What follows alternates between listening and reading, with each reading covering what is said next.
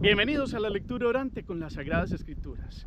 En este jueves 22 de febrero la iglesia tiene una fiesta y tiene que ver en la celebración de la Cátedra de San Pedro.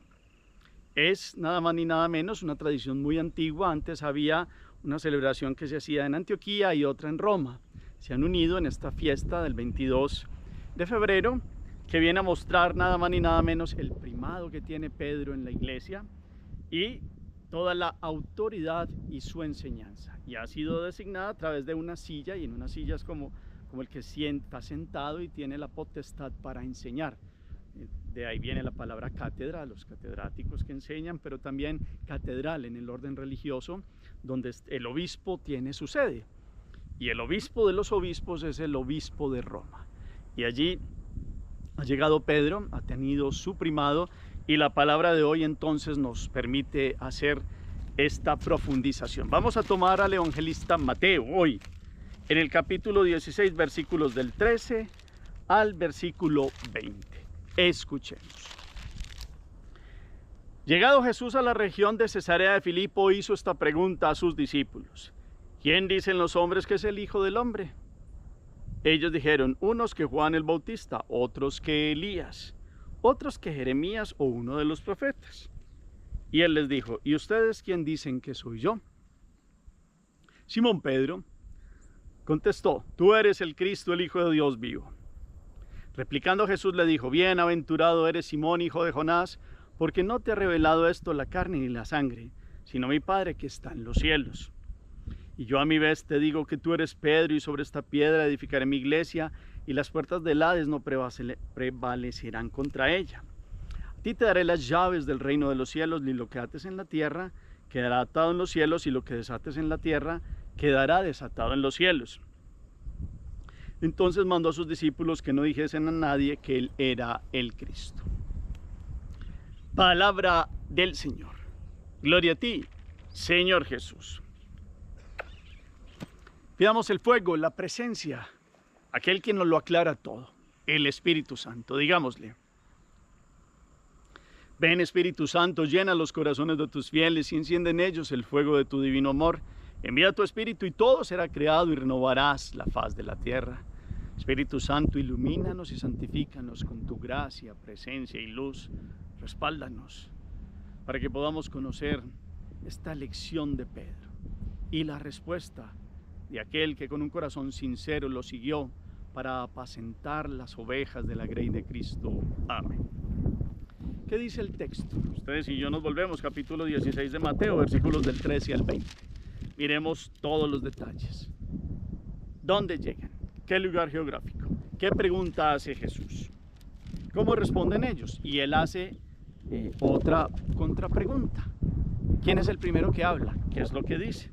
¿Y qué le dice Jesús en torno a aquello que ha profesado? Y vienen con unas palabras claras, contundentes de Jesús sobre algo que va a pasar con este personaje. ¿Qué va a pasar? ¿Qué potestad tendrá? ¿De qué llaves habla? De atar y desatar, ¿qué es aquello? Y al final les da un mandato a los discípulos. Hacemos la pausa, la palabra resuena. En la segunda lectura, miremos un versículo que nos haya llamado la atención, una palabra, una expresión, un verbo, una actitud de Jesús, una pregunta. O cómo respondemos nosotros a una pregunta que se está haciendo allí. En la tercera lectura hacemos síntesis y en cada uno de estos momentos que hacemos la pausa, la palabra resuena.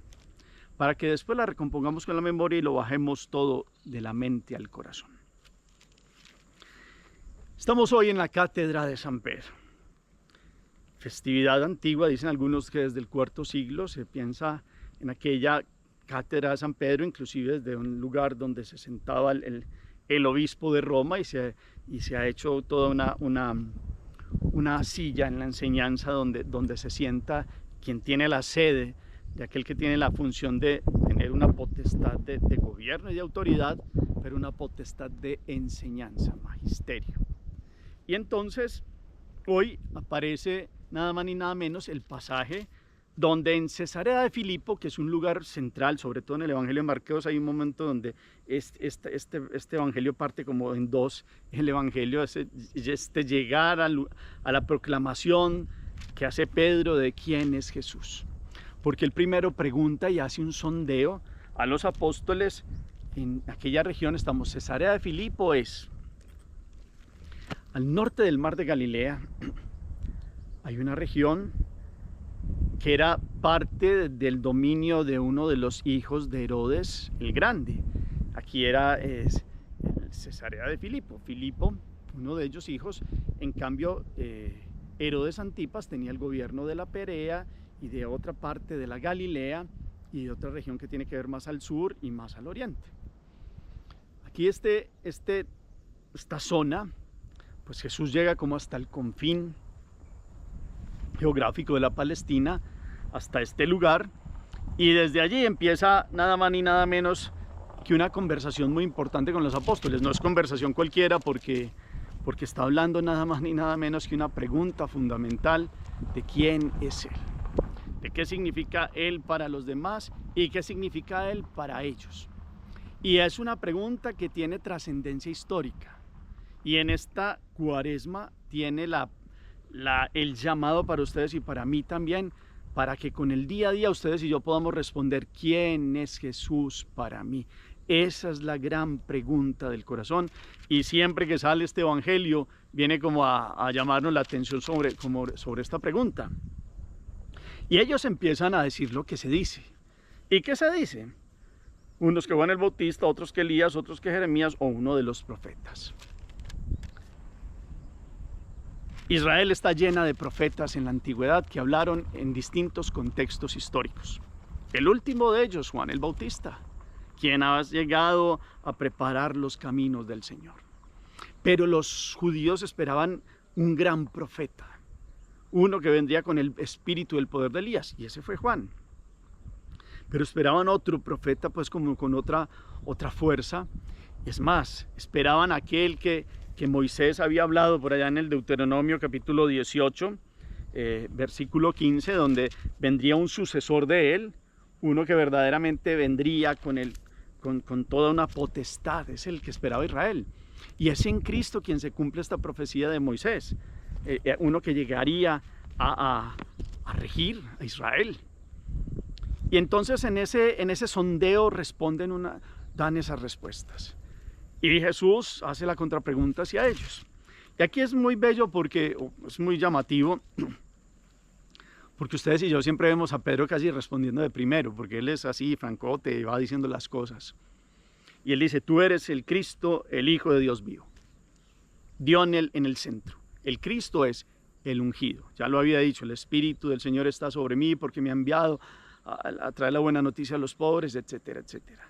Todo este capítulo 4 de Lucas retomando una profecía de Isaías, ya Jesús lo había dicho, y Pedro en su corazón venía elaborando claramente esta respuesta de Jesús. Tú eres el Cristo, el Hijo de Dios vivo. Y viene una bienaventuranza.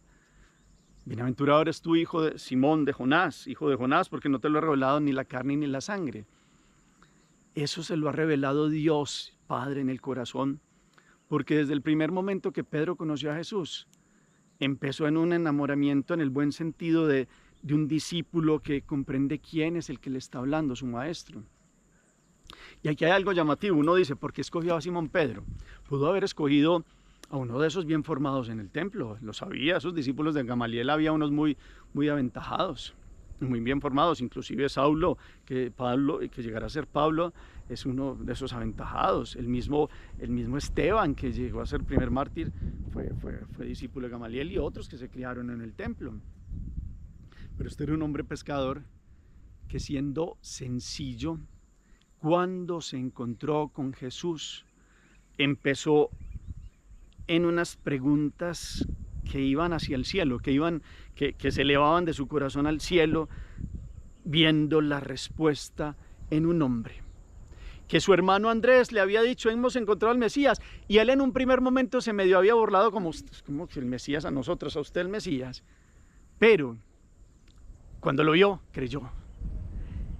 Y dentro del grupo de los apóstoles digamos que muchos vieron en algún momento un milagro de Jesús, vieron una actuación de Jesús contundente. Los dos primos hermanos lo habían conocido desde niños, estamos hablando de Judas Tadeo y Santiago de Alfeo, y sabían quién era él. Juan apóstol y Andrés, y de cierta forma también Santiago Zebedeo, por la palabra de Juan el Bautista habían tenido una referencia. Los otros habían llegado en momentos de contextos de milagros. Estoy hablando de Tomás, de Simón el leproso que había sido curado, del mismo Judas Iscariote que vio un actuar de Jesús en Jerusalén que le llamó mucho la atención, y entonces por eso lo siguió, porque pensó que iba a ser aquel Mesías tipo rey del mundo, y muchos tuvieron unas formas de acercarse a Jesús muy contundentes. Pero Pedro tuvo un corazón de un hombre trabajador sencillo, que vio que sí, su hermano le habló de él, pero cuando lo vio creyó. Al principio tuvo como esa chance ahí con su hermano, pero cuando vio a Jesús creyó. Y por eso Jesús le está diciendo aquí que eso no se lo ha revelado ni la carne ni la sangre, sino él, que tiene un corazón sencillo y un hombre que dejó que Dios le diera las respuestas más grandes que él se estaba haciendo todos los días en su corazón cuando andaba con Jesús. Y entonces viene aquí esta facultad que Dios le da, y viene a darle una autoridad. Y yo a mi vez te digo, ahí está la potestad de Jesús, yo te digo, tú eres Pedro. Acuérdense ustedes, se llamaba Simón, hijo de Jonás, pero Jesús le pone el nombre Cefas, que en hebreo es piedra, y en griego Petros. Pero este designio ya a ustedes y a mí hoy en esta celebración nos da, ¿qué es una piedra?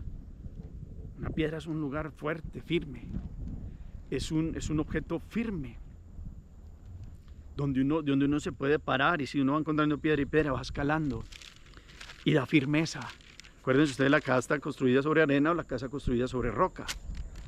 Entonces aquí Jesús va mostrando que esta espontánea respuesta de uno que es sencillo le permite a él proclamar su fe, y una fe clara en que Jesucristo es verdaderamente el Hijo de Dios, el ungido, el Cristo, el Mesías, que es lo mismo.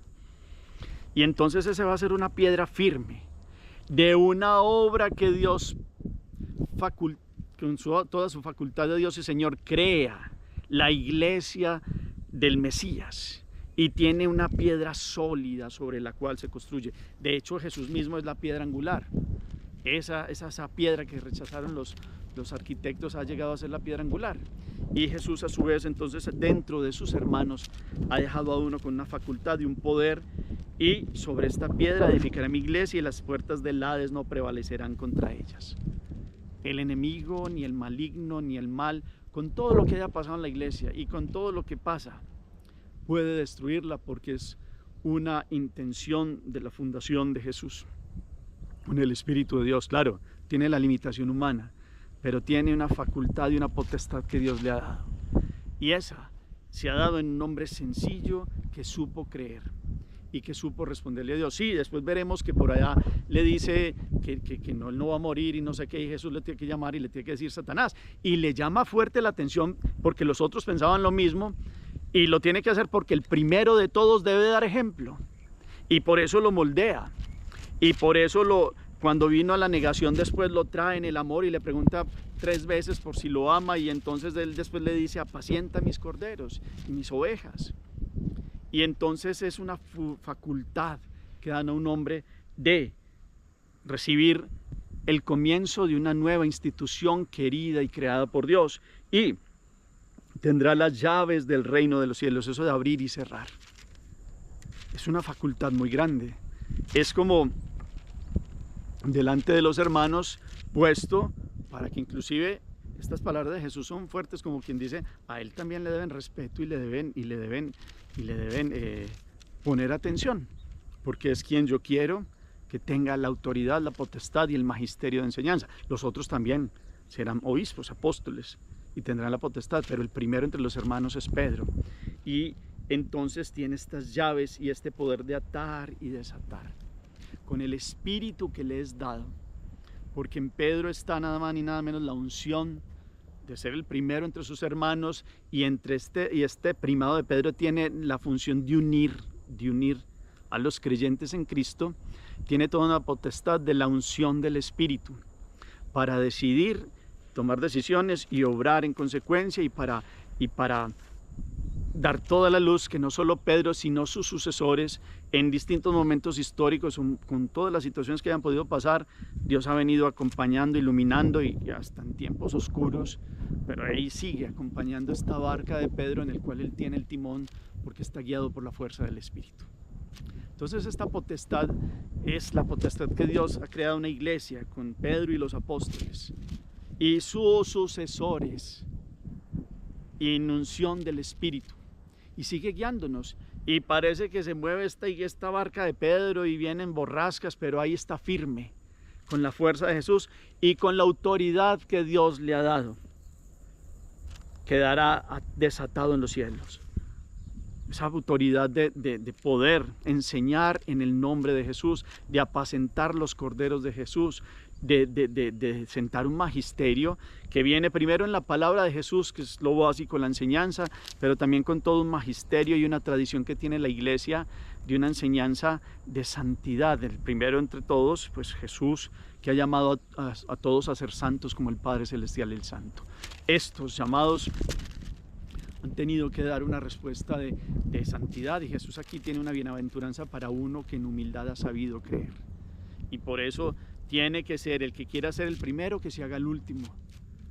Y en esto Pedro es forjado y modelado también en un espíritu de servicio, con todo lo que es Pedro: francote, sincero, es así impulsivo, pero Dios lo modela, y este hombre va a pasar de ser este pescador sencillo a seguir siendo el hombre muy sencillo y más santo, pero con la luz del Espíritu, guiado por Dios. Qué bueno que ustedes y yo, entonces, a esta pregunta, ¿quién dice la gente que soy yo?, y la que le hace a los apóstoles, que Pedro nos da la pauta de la respuesta, que sabemos que es el Hijo de Dios, que la podamos en este tiempo de Cuaresma responder con hechos concretos de conversión. Hechos concretos que nos modelan como a Pedro. Dios lo modeló y él se dejó modelar. Como ustedes y yo dejamos que este magisterio, esta cátedra, los obispos se sientan en la catedral, en el asiento, y porque de ahí enseñan con toda la unción del Espíritu y toda la fuerza, pues hoy todo este contexto de la iglesia, que tiene la piedra firme de Pedro, en la que ustedes y yo hemos sido educados y se nos ha dado la palabra, la enseñanza, el magisterio, todo un Espíritu de Dios que es valiosísimo en todos los contextos de la historia, y más en este tiempo para nosotros poder recibir esta enseñanza y dar respuesta a cada uno de esta pregunta que Jesús hoy nos hace al corazón, para que esta Cuaresma sea una forma de respuesta en obras concretas. Tú eres el Hijo de Dios, tú eres mi Señor Jesús. Y reconocemos el primado de Pedro, y pedimos por el Papa y los obispos. Pedimos por el Papa, por la unción del Espíritu que lo acompañe en todas las situaciones que se viven, en la toma de decisiones, en la luz que sigue dando para la iglesia y para los creyentes en este tiempo. Que pueda haber en nosotros la unidad, porque eso es el Papa en la iglesia, una unidad de los creyentes en Cristo, con una potestad que ha recibido. Que podamos hoy, en este tiempo de Cuaresma, verdaderamente abrir el corazón y responderle a Jesús esta pregunta, y ver este magisterio de la iglesia tan bello, que ha enseñado más de 2000 años la palabra de Cristo, los hechos de Él, toda la presencia de Jesús en la iglesia, porque es quien la dirige a través del Espíritu y la guía. Cristo el Señor acompaña a su iglesia. Cristo el Señor acompaña nada más ni nada menos que al Papa, a los obispos y a los sacerdotes, diáconos y a los laicos, y a quien se quiera dejar acompañar por Él. Y hace la pregunta al corazón, y hace una pregunta para que verdaderamente podamos ser sencillos como Pedro, que lo hace espontáneamente, porque desde que conoció a Jesús, sus preguntas el cielo se las fue clarificando en el corazón, y pudo dar esta respuesta clara, contundente. Otros decían: este Jesús es Juan el Bautista, es Elías, es Jeremías. No, tú eres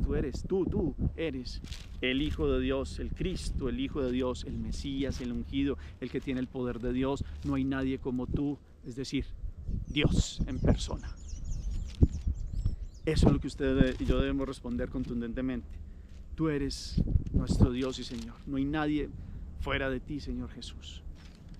¿Y esto cómo se logra? Con un corazón contrito, con un corazón serio, sencillo, con un corazón humilde como el de Pedro, que mereció esta alabanza de Jesús, pero que mereció también todo forjarlo después cuando en algún momento Jesús lo tuvo que llamar a relación y lo levantó después de esa negación. Esto quiere decir inclusive que los que son llamados a los puestos más dignos tienen la limitación humana, pero que si se dejan guiar, vean a lo que ha alcanzado a llegar a ser Pedro. Piedra, firmeza. Ustedes y yo podemos ser modelados por Dios si nos dejamos modelar. Estamos puestos en el cimiento que es Cristo, piedra angular, que nos ha dejado uno, que es piedra de unidad y de firmeza en una iglesia que es una institución querida por Dios, formada por hombres también, pero querida por Dios. Que ustedes y yo podamos hoy tener esa tranquilidad, esta firmeza que Dios le ha puesto a una institución en la cual todos somos hermanos y hemos entrado por el bautismo a participar de la vida divina que se nos ha dado, con la unción que tienen unos, y uno es en especial, que es el que tiene una sede, y es el obispo primero entre los obispos del mundo. Que podamos tener esa tranquilidad, esa claridad como católicos, sin miedo. Sí, pueden llegar momentos históricos difíciles, pueden pasar cosas, hay situaciones, opiniones, pero no nos dejemos dividir por Satanás, que eso es lo que quiere. Dios ha dejado una piedra que es fuerte y sólida, y que podamos ver en Pedro y en sus sucesores, en el Papa Francisco, y en lo que el Espíritu vaya guiando, pues toda una fuerza para poder esperar en Dios y seguir creyendo en Él, sin dividirnos, sin digámoslo así, sin caer en peleas, sino en orar por el pontífice, orar por los obispos, orar por los sacerdotes, orar por un clero renovado, por unos laicos fieles, que todos los que formamos la iglesia podamos tener una unción como la ha tenido Pedro para decir quién es Jesús y cómo Él es el único Dios y Señor nuestro. Y lo reconocemos como el único Dios y Señor. Tú eres Cristo, tú eres el Hijo de Dios, tú eres el Mesías. Este es el camino que nos llevará a la Pascua. Tú eres el Hijo de Dios, aún en la cruz, que no lo comprendieron los apóstoles al principio, inclusive Pedro lo fueron comprendiendo después, y ya cuando pasó lo de la cruz, comprendieron que no hay nada más grande que esta entrega de este Dios que se ha bajado tanto, que se ha hecho nada más ni nada menos el Cordero que quita el pecado del mundo, con su entrega en la cruz. Hagamos oración. Bendito sea, Señor, por esta cátedra, es decir, por esta fiesta del primado de uno que tiene la potestad, por la autoridad que le diste y por la enseñanza que da, porque es de la luz del Espíritu. Que podamos hoy, como católicos unidos, pedir por el Papa, pedir por la fuerza de la unción para él, pedir por los obispos, pedir nada más ni nada menos para que todos, con esta pregunta que haces hoy en el corazón, podamos dar una respuesta clara, no solo en este tiempo de Cuaresma, sino que este tiempo nos ayude a prepararnos para siempre dar respuesta en nuestro corazón, que tú eres el Cristo, el único Dios y Señor, el Mesías, el ungido de Dios. Amén. Propósito con esta palabra, acción puntual en esta celebración. Vamos a hacer una oración por el Papa. No ha sido fácil nunca ser el primero y autoridad entre muchos. Imagínense dentro de la iglesia esa responsabilidad. Por eso desde el primer momento ha pedido el Papa que pidan por él. Hoy volvamos todo esto una petición para que ilumine al Papa y pueda tener el discernimiento del Espíritu en esta facultad y en este poder que ha recibido como sucesor de Pedro, y pidamos por la iglesia de Dios para que tenga esta fuerza y todos sepamos responder a esta pregunta de quién es Jesucristo para nosotros. Gracias por el eco que colocan al final del chat. Gracias por todas las participaciones, nos nutren a todos, que podamos verdaderamente quedarnos hoy contemplando esta pregunta de Jesús. ¿Quién dicen ustedes que soy yo? ¿quién dicen ustedes que soy yo? Gracias por el eco que colocan al final del chat. Señor esté con ustedes y la bendición de Dios Todopoderoso, Padre, Hijo y Espíritu Santo descienda sobre ustedes y los acompañe siempre. Podemos seguir en paz, demos gracias a Dios. Feliz día para todos.